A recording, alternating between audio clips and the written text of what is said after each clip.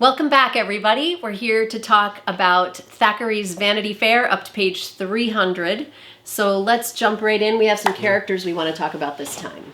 Yeah, I have been interested in how Dobbin and Becky are sort of balancing out in these pages, where we're seeing a lot more of Dobbin. Becky recedes to the back for a lot of these pages and then comes on strong towards the end. Mm-hmm. Well, and you said before you saw Dobbin as an emissary. Like he seems to be maybe the character that's tying together the stories right now. Yeah, and I think that he's the one who is trying to persuade people to, sort of do the right things. And it's very difficult for him because he's so in love with Amelia. Yeah. But he's going to try to get that marriage to happen, even though it breaks his heart to do it.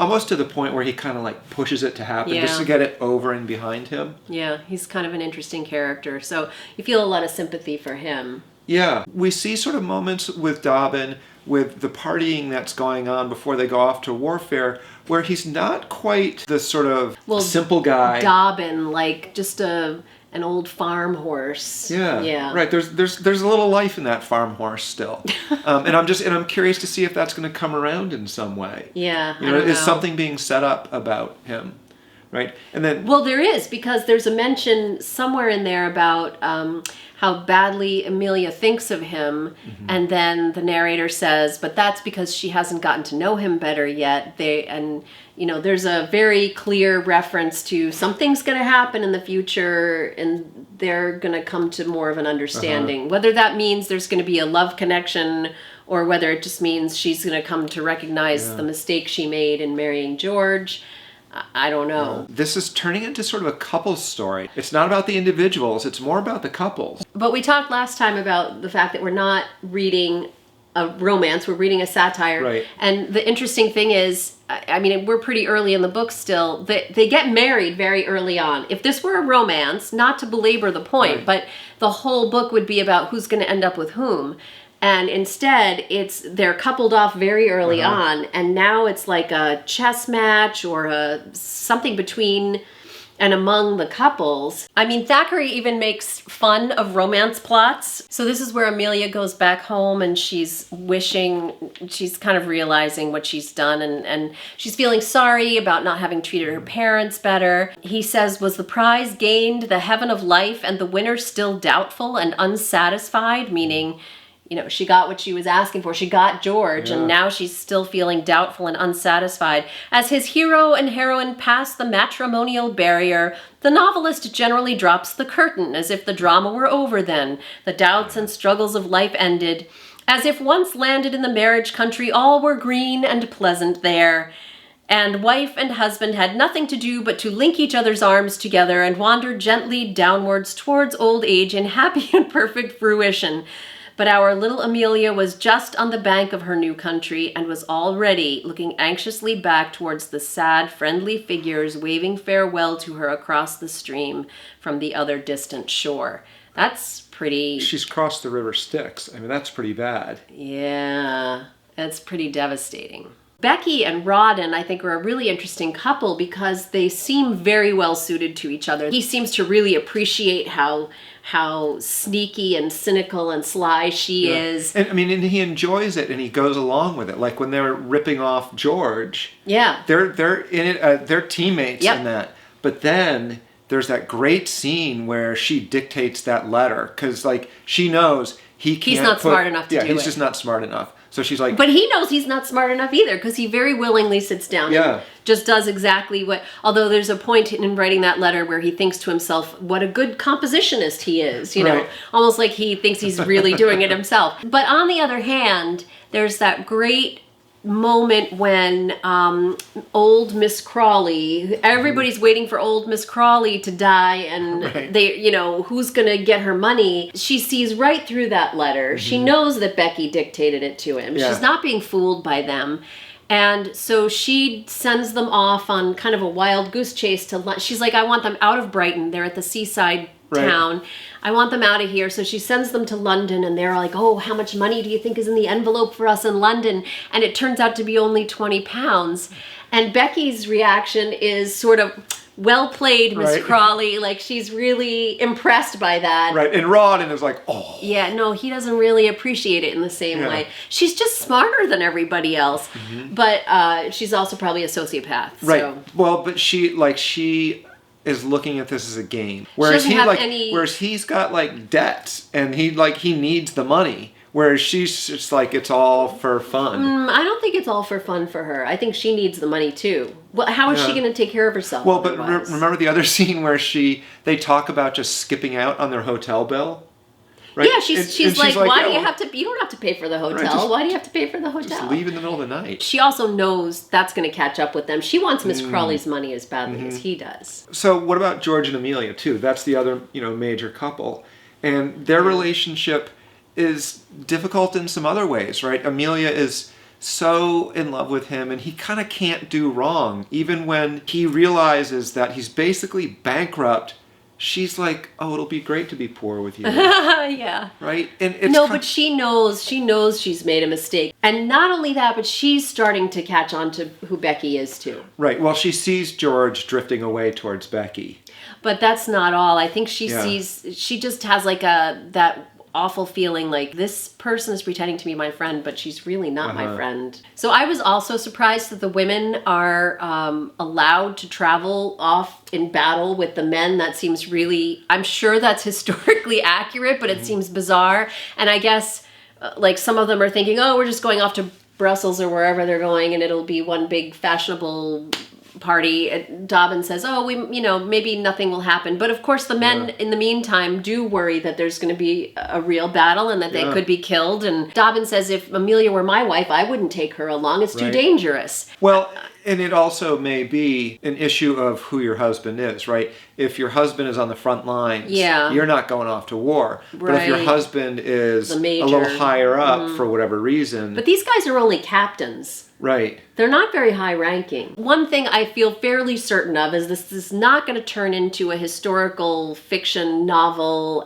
about a terrible battle. No, we're not going to end up in the Red Badge of Courage here, Well, that's a good thing. Yeah. I'm just kind of Yeah. curious to see what's going to happen next. I think actually the chapter my 300 pages ran out at is chapter 27, so I haven't read it yet, but the chapter title is In Which Amelia Joins Her Regiment.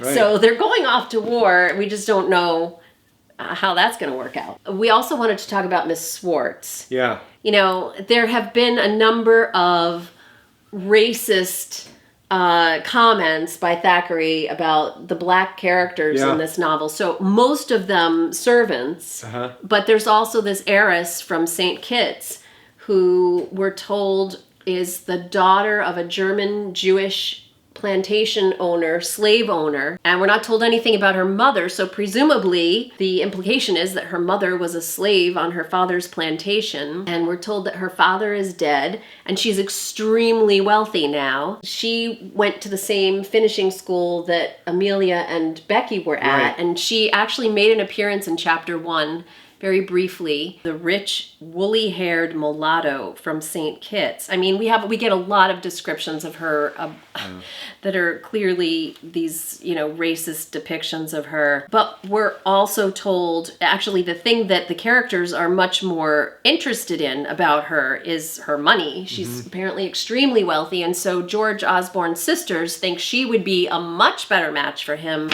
than Amelia. And they're all kind of fawning over her when she comes to visit, and she knows how to play like 3 songs on the Right. piano, and so they just keep asking her to play them over and over. I don't really know what to say about her character. I mean, obviously her name is a reference to the color of her skin. It's a really uncomfortable, icky thing to read. Well, except that the way people treat her is mocked. If their behavior towards her were approved of in some way, that would be awful. That's true, but Thackeray is the one who's using all of these racially coded adjectives to describe her at the same time. So, but what else would you expect from a novel written in the 1840s? If you can look past some of that, as we have to with so much classic literature in order to read it, she's an interesting character. But I do think Thackeray is I don't know if struggling is the right word, but he does on some level see the problem. On the one hand, he uses this awful language, but on the other hand, he is mocking the characters who are trying to take advantage of her. But he's really mocking them more for their love of money than anything else. That's what he's concerned about. They're chasing after her fortune, just like everybody's chasing after Miss Crawley's money. Yeah.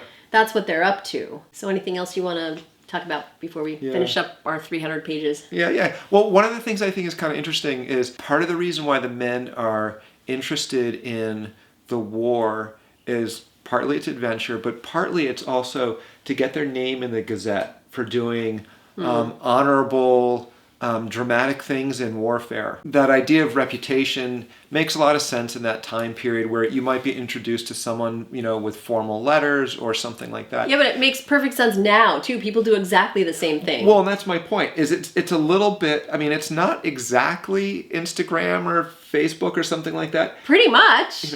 It's this idea of sort of how you position yourself. But what's interesting is it could be enough for George to reestablish himself within his family, which is a pretty big thing to accomplish. That's what he thinks. But really, is his father's not going to take him back just because he gets wounded in the Napoleonic Wars or gets his name in the newspaper. He's not going to take him back. But the father's reaction is so dramatic. Like that scene when he crosses his name out of the family Bible. And I thought to myself, A, is this irreversible on that day? And B, is this sort of hyper dramatic so that he can later sort of come back around on it? So you said something earlier about it, like, are Becky and Rawdon ever going to be held accountable? Yeah. I'm going to guess no at this point. I'm going to go 50-50 on that. I bet Rawdon's going to get held accountable and Becky's going to get off scot-free. And I don't see George's father taking him back. So I don't think people are going to get punished for their sins here. Yeah. I don't know, though, because this has got Pilgrim's Progress as an underpinning. So maybe, though, not getting punished for his sins means he does get taken back, because he is a pretty awful guy in a lot of ways. So maybe he is going to get... Just dissipation as punishment? Well, no, maybe he's gonna end up with his fortune after all, but we're gonna feel like he doesn't deserve it. I don't know. Okay. Okay, but you're saying you think there is going to be accountability at the end? I think so. I'm holding out for, the Amelias and the Dobbins of the world. I know, right? And maybe Thackeray just knows that and he's just going to smack us around. Well, we're only on page 300, so we'll see what happens. All right. Okay, we shouldn't maybe be making predictions so early on. But that's part of the fun of the reading, yeah. Right? It's just like you have to sort of cast ahead and think, how is this going to possibly work out? Yeah. All right, so we are headed towards page 400. We'll be back when we get through the next 100 pages to talk a little bit more. If you've missed our earlier videos, I'll link right here for you so you can go back and catch up with us. And please, you're invited to read along with us and leave your comments in the comment section below. We'd love to hear from you.